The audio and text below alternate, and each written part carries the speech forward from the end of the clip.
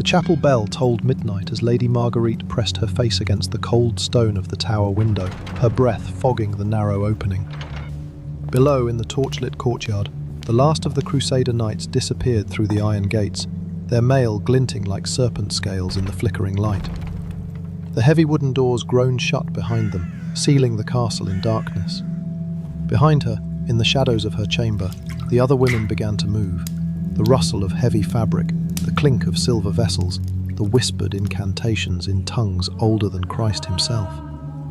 Tonight, as every night when the warriors departed for the Holy Land, the wives and daughters of the nobility would perform rituals that no chronicler would dare record, ceremonies that would make the Pope himself recoil in horror.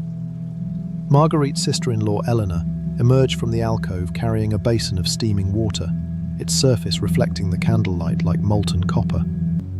The older woman's face bore the marks of these monthly ordeals, deep lines carved by years of midnight vigils, eyes that had seen too much, hands that trembled not from age, but from memory. "The moon wanes," Eleanor whispered, her voice barely audible above the wind that howled through the castle stones. "We must begin." The scent of burning herbs filled the chamber, wormwood, mandrake and something else, something that made Marguerite's stomach clench with revulsion. On the carved oak table, instruments lay arranged in precise rows, silver knives blessed by pagan priests, vials of oils that reeked of ancient tombs, and lengths of rope that had been soaked in the blood of sacrificial animals. Marguerite turned from the window, her silk gown rustling like autumn leaves. In the dancing shadows, she could see the faces of a dozen noble ladies, each bearing the same expression of resigned terror. They had learned, as she was learning, that the price of keeping their men alive in the Holy Land required payments that God would never sanction. The ritual was about to begin. The year was 1191, and the great castle of Montagur rose from the Pyrenean cliffs like a stone prayer to heaven. Within its walls, the wives of the Crusader nobility had learned to navigate a world suspended between two realities. The public facade of something else moving through the corridors of Montagur. The way conversations ceased when she entered certain chambers. The locked doors on the tower's highest level. The herbs that grew in the castle's garden, not the expected rosemary and thyme of any noble household, but darker plants whose names the gardener would not speak aloud. Eleanor de Montfort, her husband's sister, had become her guide through these mysteries. 20 years older and twice widowed by the Holy Wars, Eleanor possessed the peculiar authority that came to women who had buried multiple husbands in foreign soil. Her solar was the unofficial court of the castle's female hierarchy, where the wives and daughters gathered each afternoon to work their embroidery and speak of matters that never reached the ears of priests. "The Church teaches us that our prayers sustain our men in battle," Eleanor had explained during Marguerite's first autumn at Montagur. Her needle paused in its work on an altar cloth depicting St. Michael trampling demons. But prayer alone has never been sufficient for women who truly love. The other women in Eleanor's circle nodded with the gravity of shared understanding. Lady Isabel de Carcassonne, whose husband commanded a company of Templar knights, traced the silver cross at her throat with fingers that bore older symbols burned into the flesh. Dame Aliénor de Foix, mother to twin sons fighting under the Hospitaller banner, hummed melodies that predated Christianity by centuries. These women had learned to read the signs that arrived with each messenger from the Holy Land, not merely the official dispatches with their careful accounts of victories and defeats, but the subtle indicators that revealed the true state of their men's souls. A letter written in a hand that trembled spoke of fever. A seal pressed too deep into wax betrayed wounds that would not heal. And silence, the terrible silence that stretched for months, meant that desperate measures were required. The castle's chapel served their public devotions. Each morning they knelt before the altar to recite the prayers prescribed by the Church, their voices rising in unison as they begged for the safe return of their husbands and sons. Father Benedict, the castle's aged chaplain, led these services with the fervour of a man who had never doubted that God heard every supplication.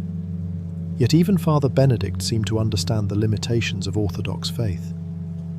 When Lady Constance, through generations of mothers who had watched their men march to wars that never ended, They understood that the God who sat in judgment in Rome might not be the same deity who walked among soldiers in the desert heat of Palestine. They had learned to hedge their spiritual investments. In the castle's library, among the approved texts of scripture and canon law, other volumes rested in locked chests. Books copied in convents whose names had been struck from church records, treatises on the movements of stars and the properties of stones, guides to the preparation of oils that could travel impossible distances to heal wounds or strengthen sword arms. Knowledge that had been declared heretical by councils of bishops, yet remained too valuable to destroy. The seasonal rhythms of castle life accommodated these parallel devotions with practiced discretion. When the harvest moon rose full in October, the women gathered to preserve not only the fruits and grains that would sustain them through winter, but also the sacred elements required for their more private ceremonies. The same hands that blessed the bread for the chapel altar also prepared the bitter cakes consumed during rituals that had no names in Latin. Lady Marguerite had initially resisted these invitations to join the deeper mysteries. Her upbringing in the court of Toulouse had been thoroughly orthodox: daily masses, regular confession, and the comfortable assumption that God's will aligned neatly with the interests of the nobility. But 3 letters from Guillaume had changed her perspective. The first had spoken of victory and glory. The second had mentioned weariness and strange dreams. The third had never arrived at all. Now, on this midnight in November, as the last of the Crusader reinforcements disappeared into the darkness beyond Montagur's walls, Lady Marguerite understood that her education in the ancient arts could no longer be postponed. The ritual implements arranged in Eleanor's chamber represented not merely superstition or heresy, but the accumulated wisdom of women who had learned to fight wars on battlefields that priests would never acknowledge. The candles guttered lower as the women formed their circle. Outside, the wind carried the scent of coming snow, but within the chamber, the air grew thick with the smoke of burning herbs that had been old when Rome was young. Eleanor's voice dropped to a whisper as she lifted the first silver blade from the oak table. What I am about to show you has been performed in this chamber for 7 generations. Each woman who learns these ways that no confessor had ever blessed. Scars carved in precise patterns, burns in the shape of ancient symbols, and wounds that had healed into raised flesh, spelling out words in scripts that predated Christ. The Church teaches that our bodies are temples, Eleanor continued, her bleeding hand steady as she passed the knife to Lady Isabel. But they speak only of temples to be kept pure and untouched. We have learned to make our flesh into altars for older gods. Marguerite's breath caught in her throat as she watched Isabel draw the blade across her own forearm with practiced efficiency. The woman's face showed no pain, only a terrible concentration, as if she were performing a mathematical calculation of blood and flesh. The other women followed in turn, each cut deliberate and measured, each drop of blood adding to the growing darkness in the basin. The ritual of the flesh tithe, Eleanor explained as the knife reached Marguerite's trembling hands. Every full moon, when our men fight in foreign lands, we pay the price their absence demands. Pain given freely here prevents greater suffering there. Blood spilled in ceremony protects blood spilled in battle. The steel felt ice cold against Marguerite's palm. She had imagined that joining these ceremonies would involve prayers in forgotten tongues, perhaps the burning of unusual herbs or the chanting of ancient names. She had not prepared herself for the sharp reality of iron parting flesh, for the warm wetness that ran between her fingers as she made her first offering to powers that had no names in any Christian tongue. But the cutting was merely the beginning. As the basin filled with their mingled blood, Eleanor began to speak the true words of their practice. The women of Montagur had discovered, through generations of desperate experimentation, that the spiritual connection between husband and wife could be manipulated through precise applications of pain and ecstasy. By subjecting their bodies to carefully orchestrated torments, they could draw suffering away from their men fighting thousands of miles away. Guillaume feels every wound we do not take, Eleanor whispered as she heated the silver brands in the brazier's coals. Every fever we do not endure, every infection we do not suffer. These things find their way to him, unless we provide a closer target for fortune's arrows. The brands glowed white-hot as Eleanor lifted them with iron tongs. The women iron spikes, her flesh parting around the points with a sound like tearing silk. Blood ran in rivulets down her spine, but her face wore an expression of transcendent calm. "My sons have not suffered a single wound in 2 years of fighting," she murmured through gritted teeth. "The spears that should have found their hearts have found mine instead." The ritual escalated through the dark hours before dawn. The women subjected themselves to torments that would have made the Spanish Inquisition recoil in horror.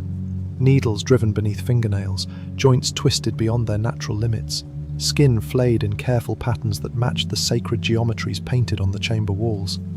Each act of self-mutilation was performed with religious precision, every wound calculated to intercept some greater disaster that might otherwise befall their absent men. But the physical pain was only half of their offering. As their bodies bled and burned, the women of Montagur also surrendered their minds to visions that came from beyond the Christian cosmos. They spoke in tongues that had been old when the pyramids were young, channeled spirits that wore the faces of gods whose worship Roma tried to erase. In these moments of extremity, they became conduits for powers that could reach across continents to shield a sword arm or turn aside a scimitar's edge. Marguerite found herself drawn into the vortex of shared agony and ecstasy. As Eleanor's heated brand pressed against her shoulder, she felt her consciousness expand beyond the confines of her skull. She could see Guillaume in his tent outside the walls of Jerusalem, feel the weight of his mail and the ache in his sword arm. But more than that, she could sense the invisible threads that connected all things, the web of cause and effect that bound every action to its consequence across vast distances. The knowledge came to her with the clarity of absolute truth. The Church's prayers were like whispers in a storm, barely audible to the divine powers that shaped the world. But blood freely given, pain voluntarily embraced, flesh willingly sacrificed. These formed a currency that older gods still honoured. The women of Montagur had learned to purchase their husbands' lives with payments drawn from their own bodies. As the ritual reached its crescendo, the basin of mingled blood began to steam and bubble without any flame beneath it. The dark liquid moved with a life of its own, forming patterns that spelled out messages in scripts none of them could read, but all of them understood. Names had collapsed, one by one. As the vision faded, their bodies finally acknowledging the damage they had inflicted upon themselves in service to their terrible love. Blood pooled on the stone floor of the chamber, and the air reeked of burnt flesh and spilled copper. They had transformed themselves into living sacrifices, and in doing so had purchased another month of life for the men who carried their names into battle. But, as Marguerite lay gasping on the cold stone, her body screaming with a dozen fresh wounds, she began to understand the true horror of what they had done. This was not merely a single night's ceremony. It was a commitment that would consume the rest of their lives. Every month when the moon waned, they would return to this chamber. Every season would demand new offerings, fresh torments, deeper violations of the flesh that housed their souls. They had become prisoners of their own devotion, bound by chains forged from love and desperation. And the most terrible truth of all was that it worked. In the morning, messengers would arrive with news of victories that should have been defeats, of wounds that had mysteriously healed, of their men walking unharmed through battles that had claimed hundreds of other lives. The first sign of their undoing arrived with the spring thaw of 1192. Brother Thomas, a young Franciscan monk sent from Rome to investigate reports of heretical practices in the Pyrenean castles, climbed the winding path to Montagur with the zealous fire of untested faith burning in his eyes. The women watched his approach from their tower windows, recognizing in his purposeful stride the march of their own destruction.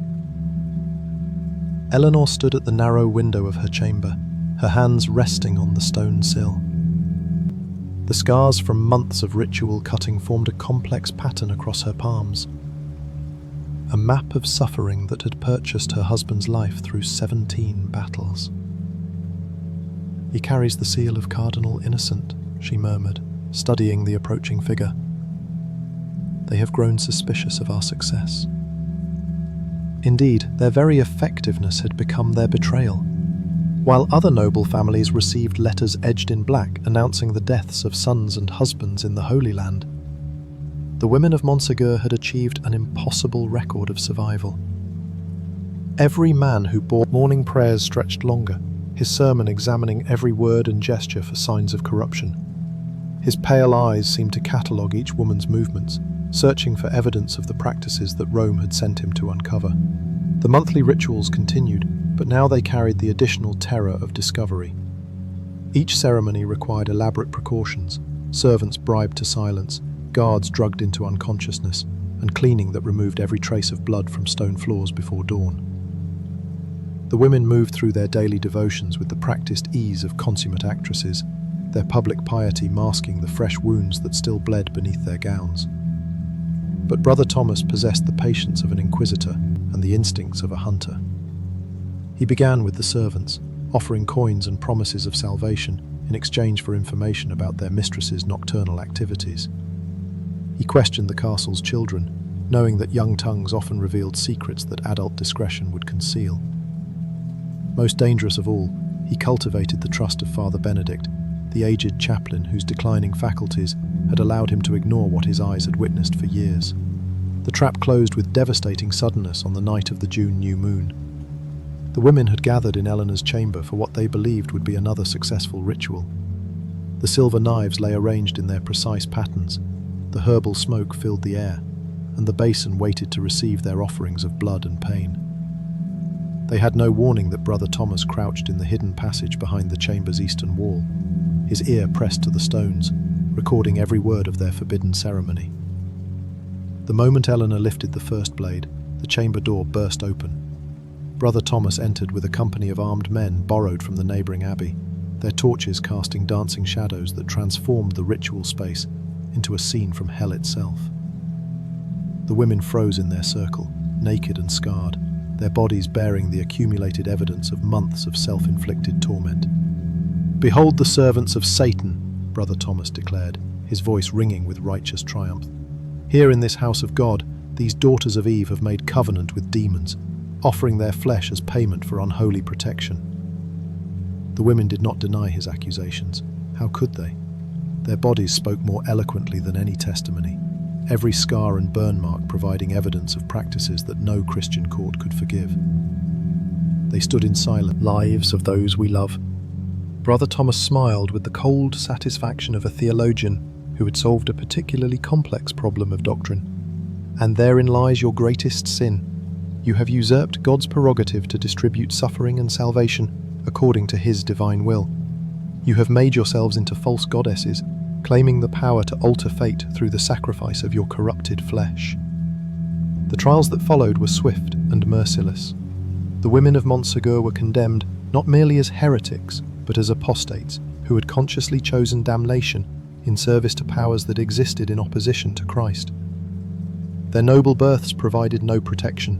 Indeed, their high station was seen as an aggravating factor, since they had been raised in the bosom of the Church and had willfully rejected its teachings. Yet even as the sentences were pronounced, disturbing news arrived from the Holy Land. Sir Guillaume de Montfort had fallen at the siege of Jaffa, his body pierced by a dozen Saracen arrows in the exact pattern that matched the scars on his wife's back. Henri de Carcassonne had succumbed to fever on the same night that his wife was arrested, his death occurring at the precise hour when she had been prevented from performing her monthly ritual of bloodletting. One by one, the protected men began to die as their supernatural shields were stripped away. The pyres were lit on the feast day of St. John the Baptist, their flames visible from every village in the valley below Montagur. The women went to their deaths with the same stoic courage they had shown in their ritual chamber, their final words offering no repentance for practices they believed had been sanctified by love. Eleanor was the last to face the fire, her scarred hands steady as she was bound to the stake. "You believe you have won a victory for God," she called to Brother Thomas as the flames began to lick at the hem of her gown. "But you have merely exchanged the lives of 12 women for the deaths of 12 good men. Judge for yourself which transaction better serves the kingdom of heaven." The smoke rose black and thick, carrying with it the end of practices that had protected Crusader knights for 7 generations. The secret knowledge died with its practitioners. The ritual implements melted in fires that burned hot enough to crack the castle's foundation stones. Within a year, Montagur stood empty, its noble families scattered or destroyed, its chambers haunted only by theology refused to acknowledge. In the Vatican archives, buried beneath centuries of accumulated doctrine and sealed behind doors that require 3 separate keys to open, Brother Thomas's final report rests in a leather binding that bears no identifying marks. The document, written in his careful script during the sleepless weeks following the executions, contains observations that the Church deemed too dangerous for any theological discussion. The deaths had been too precise, too perfectly timed to dismiss as divine coincidence. Guillaume de Montfort expired at the exact moment his wife's protective ritual should have begun.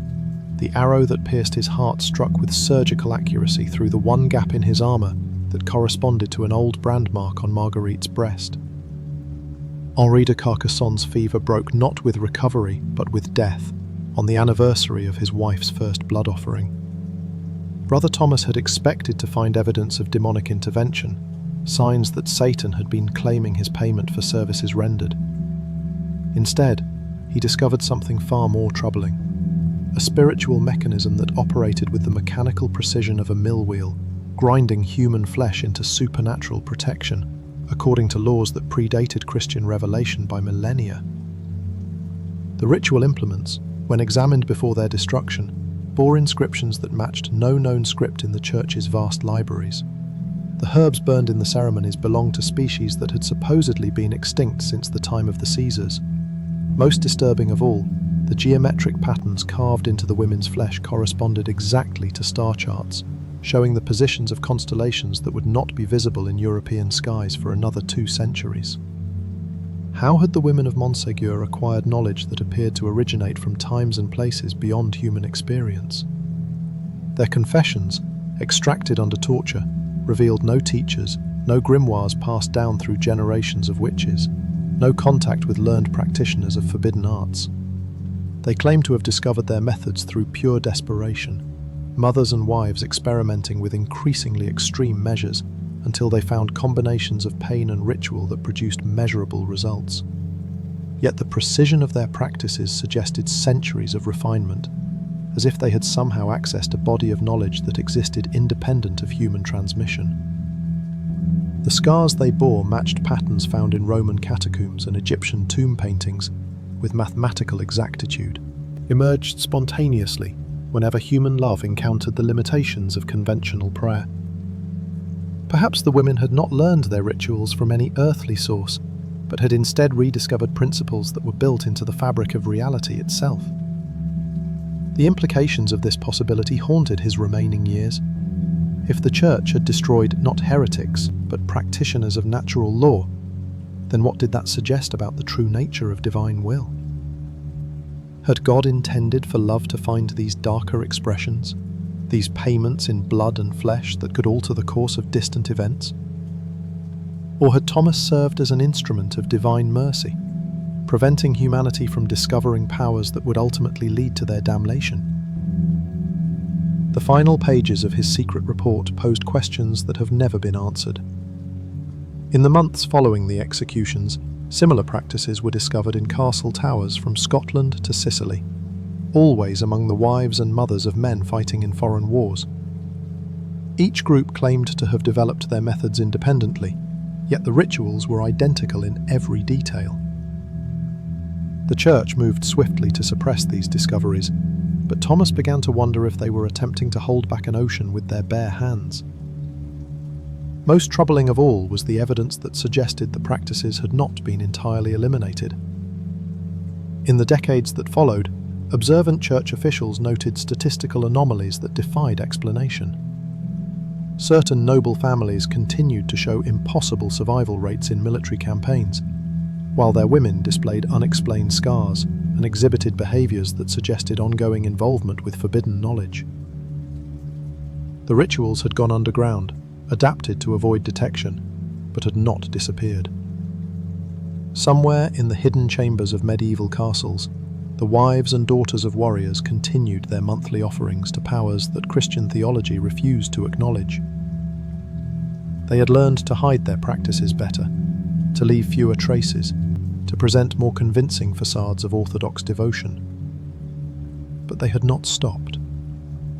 Love, it seemed, would always find a way to pay any price demanded for the preservation of its object, regardless of the spiritual consequences. The question that Brother Thomas could never answer was whether this represented humanity's greatest virtue or its ultimate corruption. In the margins of his final report, written in a hand that trembled with age and uncertainty, Brother Thomas disappeared from church records shortly afterward, his fate as mysterious as the practices he had devoted his life to understanding. Some say he retreated to a monastery in the Alps, where he spent his remaining years in silent contemplation of questions that had no answers. Others whisper that he was seen in the company of noble ladies whose husbands served in distant wars, his theological expertise finally employed in service to the very powers he had once sought to destroy. The truth remains locked in archives that few have the authority to access, buried beneath centuries of official silence. But in the castles of Europe, in chambers hidden from prying eyes, the question persists. When love encounters the absolute limits of conventional power, will it accept those limitations, or will it seek alternatives that exist beyond the boundaries of sanctioned faith? The women of Montagur found their answer in blood and fire. Whether that answer was salvation or damnation, no earthly authority has ever been qualified to judge.